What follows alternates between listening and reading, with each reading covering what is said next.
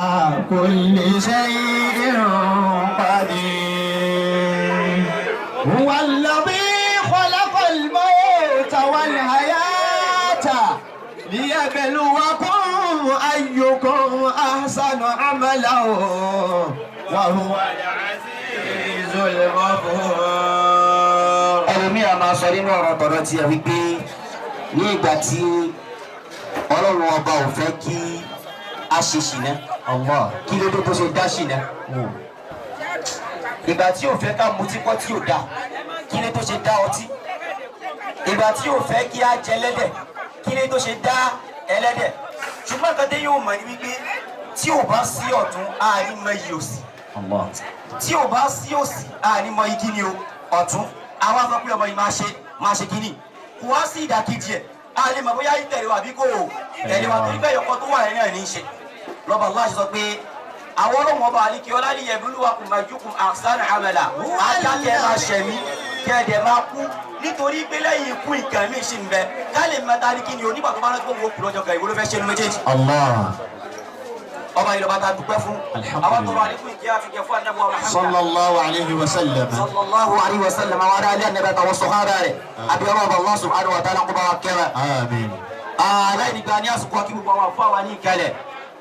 láti ẹnu bàbá wa gbà tí mò ń gba ẹnu wọn sọ̀rọ̀ àbí ká lọ pa àwọn náà ni wọ́n ti ẹ̀ sọ̀rọ̀ kò rọrùn kí n gbẹ́nu wọn sọ̀rọ̀ àwọn àlọ́ ìjókòó mo sọ̀rọ̀ àwọn náà ni wọ́n sọ̀rọ̀ wọn sì. bàbá bàbá yìí ṣe wá sí fún wa torí bí wàá ṣe bá ṣe fún wọn yẹn òun yóò fowó tẹ ẹgbàá wọn mẹ. ọ̀rọ̀ láàyè yìí kò ní pẹ́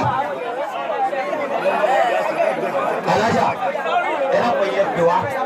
bẹ́ẹ̀ bá ti tí sùn wa kò sí pẹ̀lú rẹ̀. bóyá ń lọ ọmọ.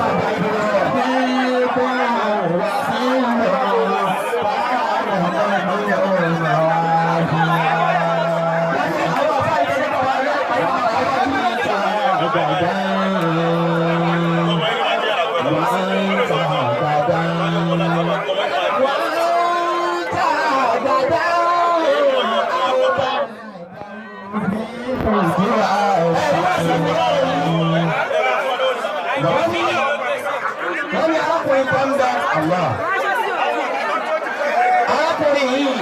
kò sí tájà ìyàwó fún wa kí ó máa jẹ́ bóyá bí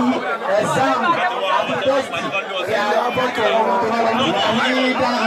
Farida fẹ́ẹ́ bàbá bèrè Fàríyà. arákùnrin kan bẹ̀rẹ̀ sí ta arákùnrin púpọ̀ èjì àárọ̀ ìbátò sẹ́ tọ́sọ́ ìbátẹ́lẹ̀ máa lọ́wọ́ rí ìṣàlù bẹ́ẹ̀ ìlú bẹ́ẹ̀ wọ́n wá díjọ́ kẹ́. arákùnrin bẹ́ẹ̀ ló ń wò ó ìta sí iná fún ibi bàbá tó ń tó wọ́n wá